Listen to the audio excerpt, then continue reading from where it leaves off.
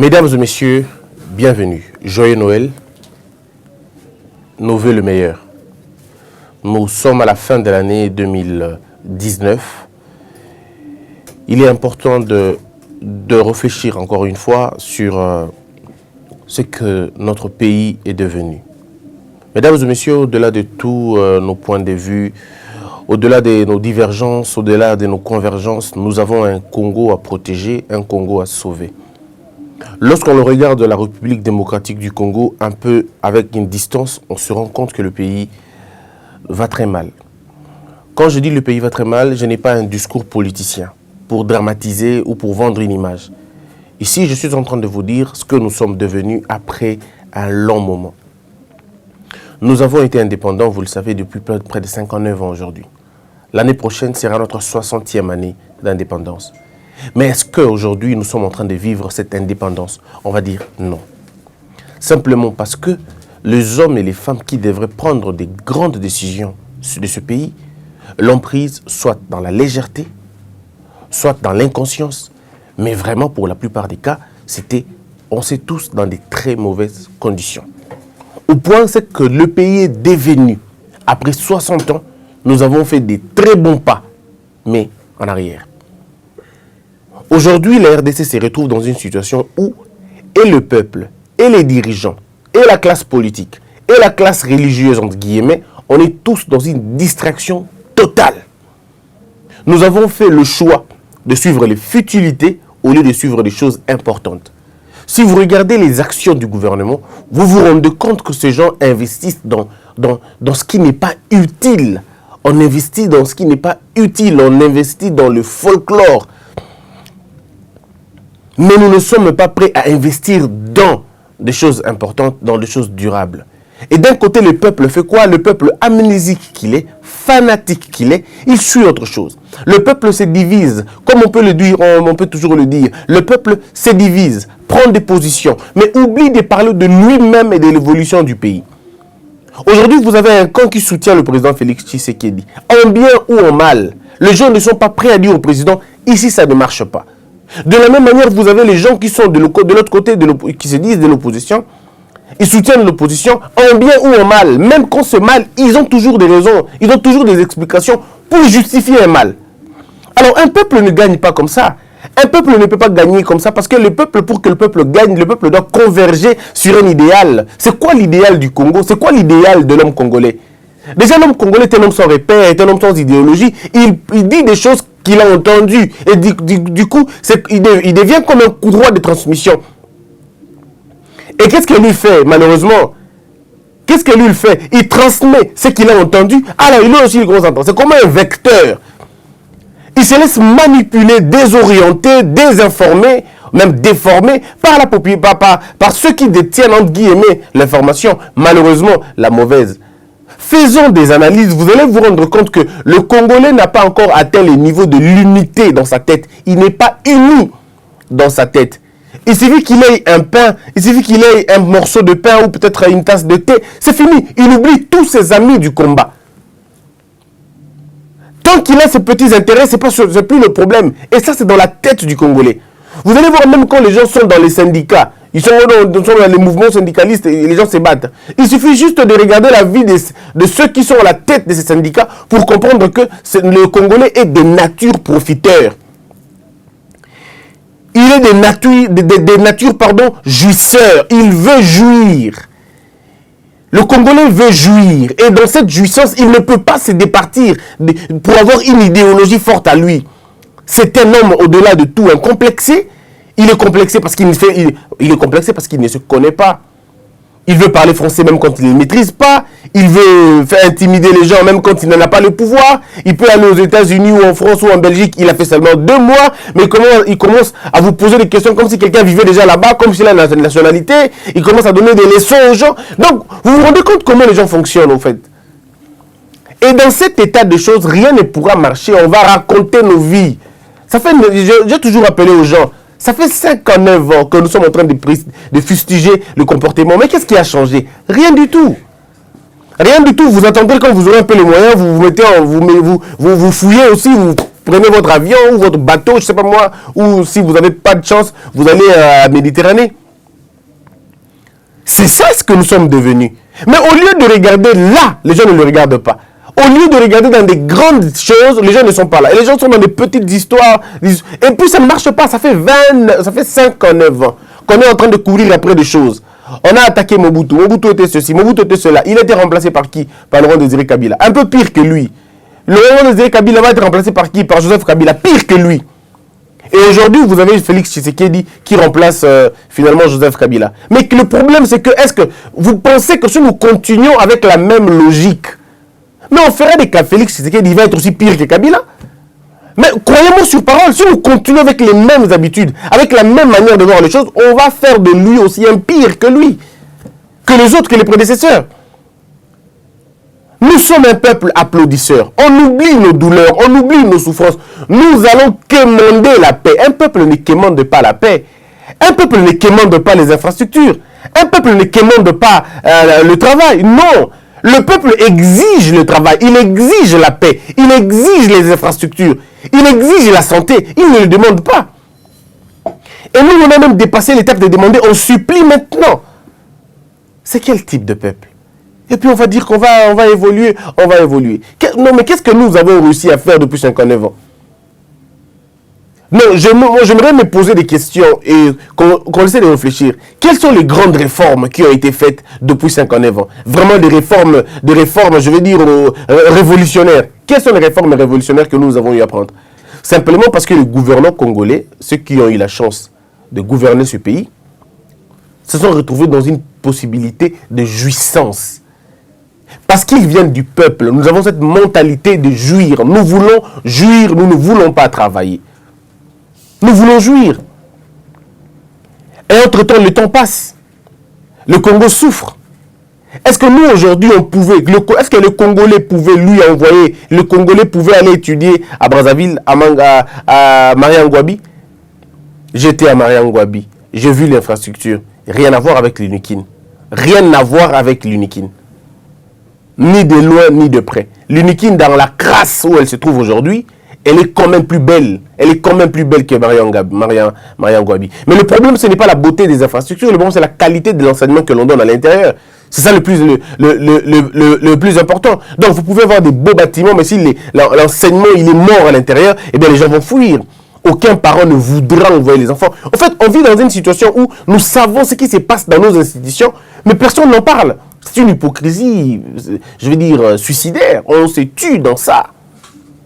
Nous savons tous aujourd'hui que nos licenciés ne représentent rien. Ça, tout le Congo le sait.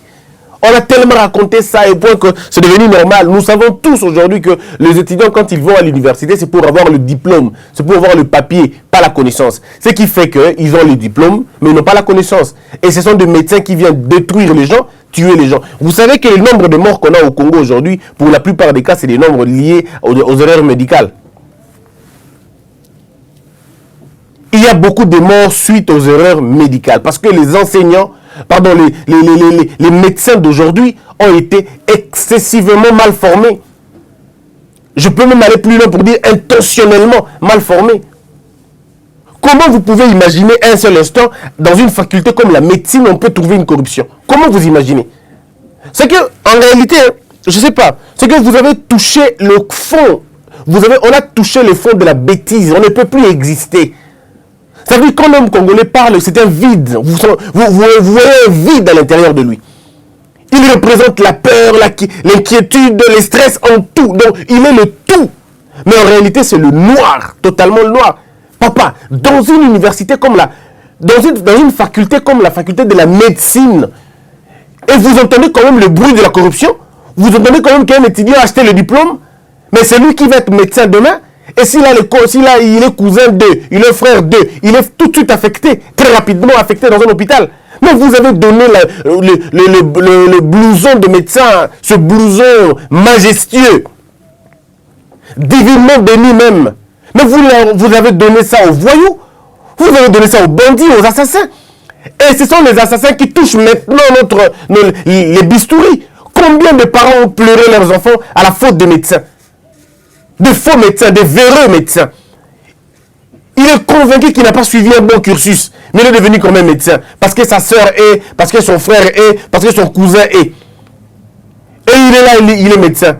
Et malheureusement, il est généraliste. Il touche à tout. Il est pédiatre en même temps, il est psychologue en même temps. Il fait le tout en même temps. Et ce monsieur-là est un charlatan. Et lorsque les charlatans remplissent les blocs opératoires, eh bien les cimetières sont remplis. Il y a une corrélation entre le plein que nous avons dans nos cimetières et les pleins que nous avons des faux, des charlatans dans nos hôpitaux. Alors dites-moi, est-ce qu'on peut espérer un développement comme ça? Alors quand vous racontez le développement, est-ce que vous savez de quoi on parle généralement? Les Congolais aiment parler des choses. Tolingi développement en Mboka, Tolingi changement, vous allez changer avec qui? Il ne faut pas raconter aux gens les choses. Oh non, Tolingi changement en Mboka, Tolingi changement. Félix a un changement, il va venir des changements avec qui? Avec qui? Avec quel peuple on va changer les choses? Avec ce peuple, on ne changera pas. On ne changera pas parce que vous avez des méthodes qui ne marchent pas avec le développement. Vous avez des méthodes qui ne changent pas avec le développement. Et les gens n'aiment pas les propos sincères. Moi, je peux vous le garantir. Si nous allons avec le paradigme, maintenant, on ne changera jamais. Vous avez accepté d'être dans le droit de l'homme. Vous avez accepté d'être dans une démocratie. Vous avez accepté d'être dans tout. Et dans toutes ces choses, vous ne les avez même pas maîtrisées. On parle de droit de l'homme, mais les gens n'ont pas de travail. Mais le premier droit de l'homme, c'est quoi? C'est d'abord l'information et le travail. Quand on dit les droits à la vie, non mais les droits à la vie est sacrée. Mais la vie n'est pas sacrée quand on n'a pas un boulot. La vie n'est pas sacrée quand on vit à Makala, à Kinshasa. La vie n'est pas sacrée quand on vit à Barumbu. La vie n'est pas sacrée quand on vit à Lingouala, entre les égouts. La vie n'est pas meilleure, la vie n'est pas sacrée quand on vit à Kanlouka. Arrêtez d'avoir cette idée réductionniste de la sacralité de la vie, c'est la mort. Non! Ce n'est pas ça. La mort peut être définie autrement. Il y a des morts vivants à Kinshasa. Il y a des gens qui ne mangent pas tous les jours. Il y a des gens qui mangent par intermittence. Il y a des gens qui mangent par délestage. Il mange lundi, il va manger mercredi. Il a préparé aujourd'hui parce qu'il doit manger 2 jours, 3 jours, 4 jours. Pas parce qu'il veut faire des provisions, mais parce qu'il doit serrer sa ceinture, il n'a rien. Au Congo, nous avons 2 classes et vous le savez. Soit on est riche, soit on est pauvre. Et quand on est riche, il faut questionner notre richesse. C'est généralement de la corruption, ce que nous on a appelé aujourd'hui des avantages sociaux. C'est toujours la corruption que nous avons transformée en appelant ça branchement. C'est toujours la corruption qu'on appelle Mbota Likasu. C'est toujours la corruption qu'on appelle Bade Swabana. Et c'est ça le peuple que vous voulez que ça change? Et vous allez sanctionner les gens comment? Quand les gens font sciemment, quand vous avez un ministre qui viole le code de la route, quand vous avez un Congolais qui, pour rien, il viole le code de la route, et on ne peut pas l'arrêter. Parce que si on l'arrête, il va dire non, état de droit, et on est dans un état de droit. Si on le chicote, on dit non, on est dans un état de droit, il faut parler. Il y a un moment donné, on parle, et à un autre moment donné, on ne parle pas. Tous les pays qui se sont développés ne se sont pas développés avec notre paradigme ici. Ça ne marche pas. Vous ne nourrissez pas 80 millions d'habitants en suivant les règles de ceux qui ont 20 millions d'habitants. Ça ne marche pas, excusez-moi de vous le dire. Ça ne marche pas. Je suis de ceux qui pensent que la démocratie est un luxe pour les Congolais aujourd'hui. À défaut, nous devons, si pas la réduire, la réduire, ça va être un peu, peut-être difficile, mais la fermer un peu.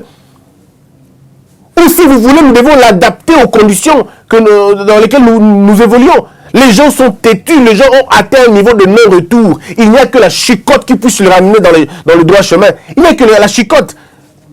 Et la chicotte, ça peut être physique, ça peut être aussi la sanction, arrêter les gens, mettre les gens en prison, et ainsi de suite. Mais nous devons trouver un moyen qui puisse inculquer des valeurs aux Congolais. Mais les Congolais s'attaquent à des choses inutiles. Changement, vous allez changer avec qui? Vous allez changer avec une mère qui va corrompre pour son propre fils? Vous allez faire ça? Vous allez changer avec un parent qui va voir le préfet de l'école pour lui dire moi, on avait appelé Simon Belé à Bandelate, à Kendega Regosimba. Vous allez changer avec un peuple où, à partir de la 6e année des humanités, les préfets des écoles font sortir des banderoles, font la pub de leurs écoles en disant et pas l'habitude,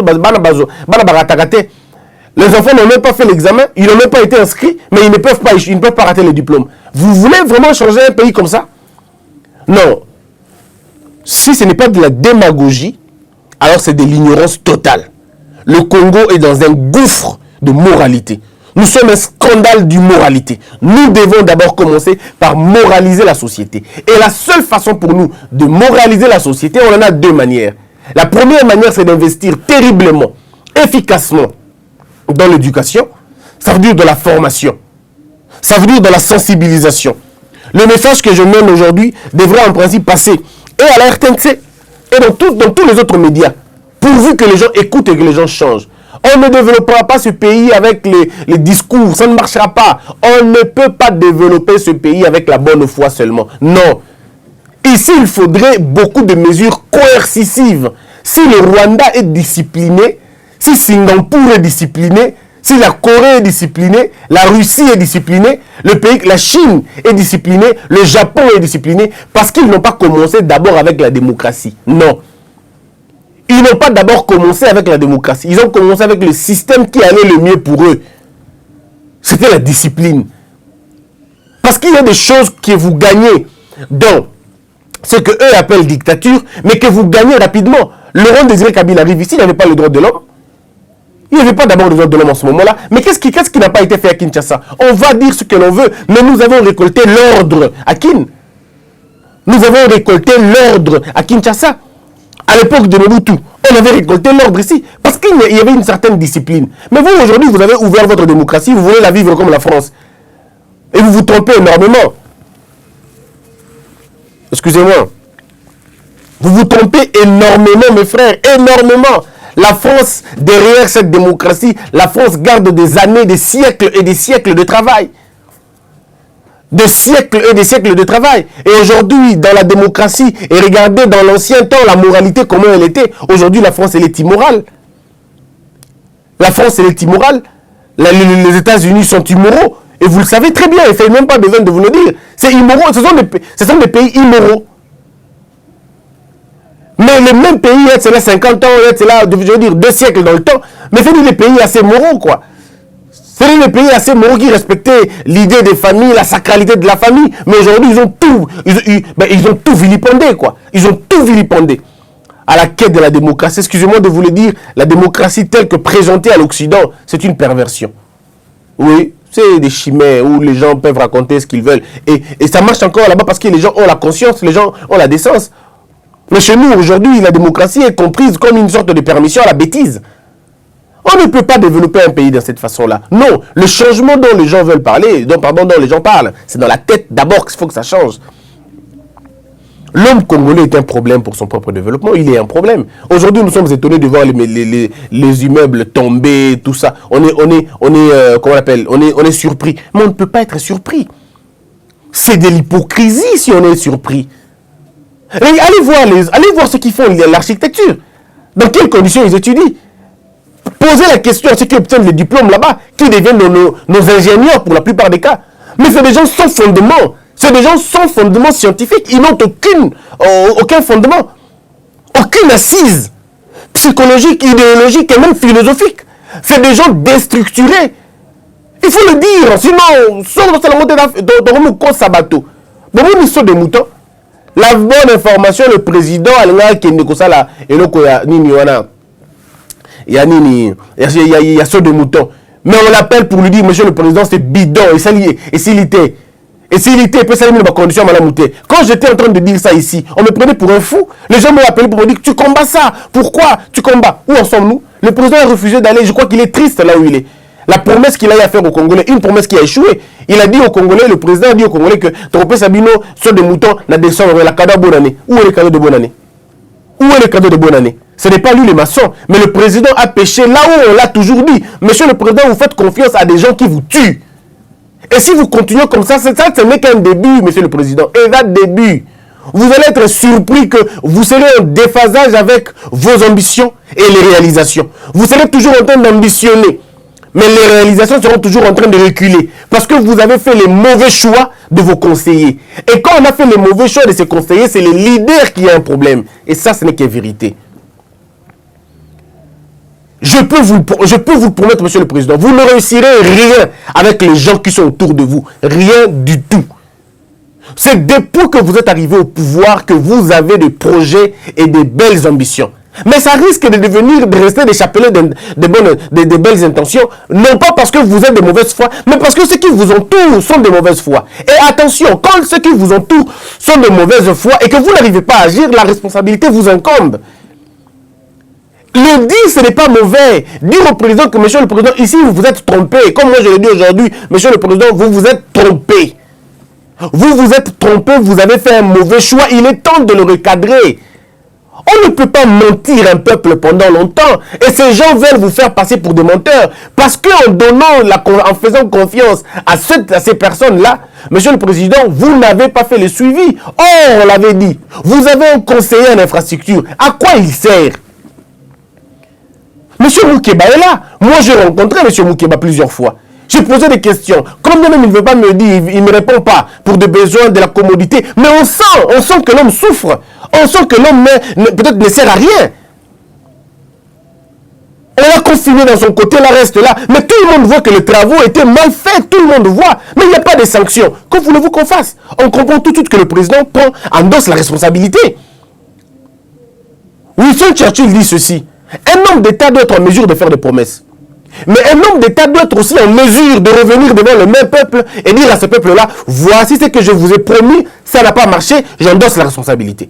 Mais après avoir endossé la responsabilité, il doit maintenant assumer cette responsabilité. En faisant quoi? En élaguant autour de lui toutes les personnes qui sont de nature à le freiner et le remplacer. Au Congo, on ne peut pas dire qu'on n'a pas assez de personnes autour de soi. On ne peut pas le dire.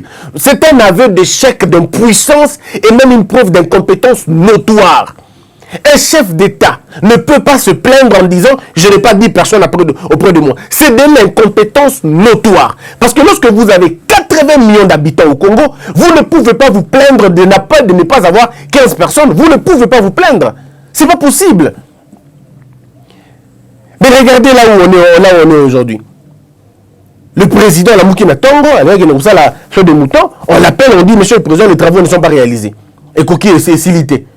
Et puis Moussala, mes amis, ils allaient m'acquitter. Sur une maquette, au tali fleur de mouton, ce n'est pas la même chose. Je l'ai dit ici, plusieurs fois d'ailleurs.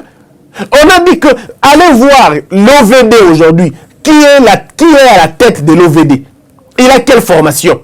Nous avons demandé des arrestations pour Batouana. On a vu un président na Ghana, je ne sais pas si c'est au Ghana ou un pays africain, on a vu un président s'est fâché parce que la voie publique a été dérogée par un expatrié. Monsieur Katumbi à Lubumbashi a fait arrêter des ingénieurs dans la balabala parce qu'ils étaient en train de construire Mabé. Monsieur Katumbi, il a fait ça. Mais pourquoi le président ne le ferait pas chez nous? Parce que ça, c'est de l'escroquerie nationale, c'est de l'escroquerie. Ils nous ont volé, ils nous ont détruit, ils nous ont mis en difficulté. Alors ces gens-là, on va les laisser circuler librement et calmement? Non. Alors, où le président et les parrains de la faiblesse, où le président ne veut pas changer. C'est tout simplement ça. Attendons voir 2020. Nous conseillons d'ailleurs au président de la République de faire mieux que ça. Parce que là, c'est pas possible. Travaux de mouton, si vous appelez les vrais agents de l'office des routes, si vous appelez les vrais ingénieurs, parce qu'ils sont encore à Kinshasa, ils ne sont pas morts. Ceux qui ont construit Balabala Oyaneni, comment on appelle ça encore? Il y a Triomphal, Bazali. Ben, ingénieur, on a Bazali. Ceux qui ont réussi à construire la Balabala, poids lourd, Bazali. Ça veut dire, si nous recourons vers les experts en la question, les sauts de moutons ne vont pas traîner. Je suis convaincu que ceux qui m'appellent si bateau, il y a Sikoyo. Ceux qui m'appellent travaux, remettre entre les mains, il y a des experts. N'est-ce pas? Experts, penza bato batangeli yango classe, bayekoli na yango, bayebi yango, basala pe ba preuve nango, ba classe pata punya yote, mais bato basala ba preuve nango. Ceux qui bazou yango, je suis très convaincu que avant le mois de juin, tout est vous allez sili, c'est une question de possibilité. Mais quand vous avez des gens autour de vous, on va noter la cam 3%, 4%, 20%, 15%, monsieur le président, la présidence risque d'être, je dis bien, la présidence risque d'être la plus grande marraine de la mafia administrative au Congo. Et c'est très dangereux. Parce que vous avez la contraste, il y a toutes les visions, il y a pensé, il y a président de la République. Il faut tout le président de la République, ce n'est pas un homme omnipotent, ce n'est pas un homme omniprésent, ce n'est pas un homme omniscient. Le président, l'homme du président. Aza omnipotent, aza omniscient, aïbignon sauté. Président Félix Tshisekedi, à la géologie, à la pont et chaussée, à la hydrocarbure. Président Félix Tshisekedi, aza na domaine où sala. Aza na makambo ya ekola. Et mutu na yosuki na makambo wana. en tant qu'humain et sous Kiwana, même Ngaï, et dans les blocs comme sous Kiwana. Mais quand on est dans l'institution président de la République, dédoublé d'un service on dit présidence de la République, alors en ce moment-là, on ne peut plus se permettre de dire président a évité. Non, en ce moment-là, le président qui est dans cette institution devient omnipotent, omniscient. Parce que le président a tous les secteurs de la vie publique, de la vie nationale, représentés dans son cabinet.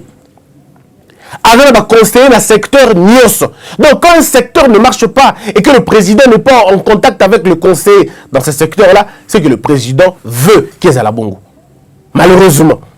Parce qu'on ne peut pas comprendre. Le modèle la bongo aussi est aussi mbatté. Il faut regarder l'humiliation. Il y a un modèle Luana. Regardez l'humiliation du modèle Luana. Ça se passe où? Ça se passe autour du président. Le conseil du président, ce sont eux qui sont allés chercher les travaux publics. Parce que les gens veulent l'argent. Tant qu'on ne sanctionnera pas, et qui était Tozaka Bongo, ingénieur, tout va tranquille. Ils ont promis fermement au président, avant le mois de septembre, ils ont fermement, devant la presse. Mais aujourd'hui, salité. Quelle est la raison qu'ils donnent? Comment vous pouvez faire des grands travaux comme ça sans prévoir le climat? Comment vous pouvez faire des grands travaux comme ça sans prévoir le climat? Et regardez, est-ce qu'on était obligé de faire un missal à la mouille? La nuit, c'est arrêt. Hein? La nuit, c'est l'arrêt. Il n'y a pas de travaux la nuit. Sauf qu'il y a 24 la bouteille 4 nuit. Sauf que tourne la minuit, il n'y a personne qui travaille dans le site. Mais ils vont commencer à travailler comme nous le matin pour créer des embouteillages. Ils auraient pu faire la nuit. Beaucoup travailler Boutou Mobimba et la journée pour ne pas déranger les gens, c'est le service minimum. Est-ce que c'est difficile pour ça? Est-ce qu'il faut aller vraiment à l'université pour réfléchir comme ça? Quand on a un bon sens, on comprend directement. Mes frères, moi quand j'entends les gens dire oh non, bon cannabis, changement, changement, il faut allusion à quoi exactement? Parce que le changement de notre pays dépendra de ce que nous allons vouloir faire de notre pays. Nous sommes distraits, très distraits, très distraits. Et les gens, Batouana, vous comprenez de qui je parle? Batouana, Talibiso, ils nous ont analysé. Ils ont compris que le Congolais, ça parle beaucoup, mais ça n'agit pas. Ils ont compris que le Congolais, même dans la misère, il peut toujours résister. Il peut continuer à vivre dans la misère. Et ils nous ont imposé, Barambo, tout le monde a les lois. Nous sommes en train de vivre ça, tout ça ici. C'est scandaleux quand même. C'est scandaleux quand même. C'est pourquoi nous demandons que la fin de l'année, Yango, nous avons un peuple congolais. Tout fungola miso. Miso na ndenge nini na kotala na bizali na biso moko non to tika moko na moko tika oya mabe oya ebiki ya salaka bomoni importance. Non, je vais dire un truc, je sais pas si vous allez malamu mais habité. J'étais en train de réfléchir ce qui diaspora et tiki koti na mbongo na Congo. Je crois que ceux qui diaspora et tiki koti na mbongo na Congo, 2 mois vont suffire pour que le gouvernement change. Au moins, ceux qui battent Bafandi Banzala na Kinshasa, battent Bazangiro Kolia na Kinshasa pendant 2 mois, aventure besoin de gouvernement et Selma Souté. Je suis convaincu que Selma Souté. Parce que la faim, la souffrance, la galère, et là, parfois ma vraie motivation pour que Batouba impulse le changement. C'est lorsque les hommes se retrouvent dans les retranchements, dans leur dernier retranchement, que le souffle de la révolution est beau tamak. Je suis allé hier faire le tour comment on appelle ça, des agences. Mais il faut voir comment la diaspora saigne. Comment nos frères qui sont à l'étranger sont en train de saigner. Des fils et des fils et des fils et des fils de gens qui attendent l'argent de l'extérieur. Alors imaginez-vous que Bokangi Mbongo pendant 2 mois, Barouti na Sumbo na Kinshasa te. Bateau na Kinshasa va se débrouiller pour le changement. Mes frères, 2 mois seront suffisants pour la bateau et ça les m'a sauté. Le peuple congolais doit se décider sur ce qu'il veut faire. On veut faire quoi? Quel type de pays on veut créer? Si on veut créer un pays de la honte, eh bien on créera un pays de la honte. En faisant quoi? En prenant des clivages et des positions. À la fin de compte, rien ne va être fait. Mais si nous voulons développer le pays, nous devons réfléchir où est-ce que nous voulons aller. Qu'est-ce que nous voulons vraiment faire? Et là, on a tout ça convenablement. Il y a un monde qui pousse les bateaux, mais tant que tu as cash, tu as lobby 59 ans après, l'heure est arrivée où les gens doivent se mettre ensemble pour travailler. L'heure est arrivée où les gens doivent se mettre ensemble pour travailler. Je répète, l'heure est arrivée où les gens doivent se mettre ensemble pour travailler. Le Congo ne va pas se développer dans un clivage ou tout ça. Et dans un clivage inutile, ça ne nous apportera absolument rien. Posez à cicater. Je vous dis, ils ont cicaté. Oh, il fait entre ma faillite, ça l'imara déjà. Et là, ils ont pas de cicaté. Et c'est le makina Kabil, dans mon Tshisekedi, dans mon Boutou. Et changer le comme côté. Et c'est le makina époque qui a Tshisekedi, père, n'a Kabila le père. Et changer le comme côté.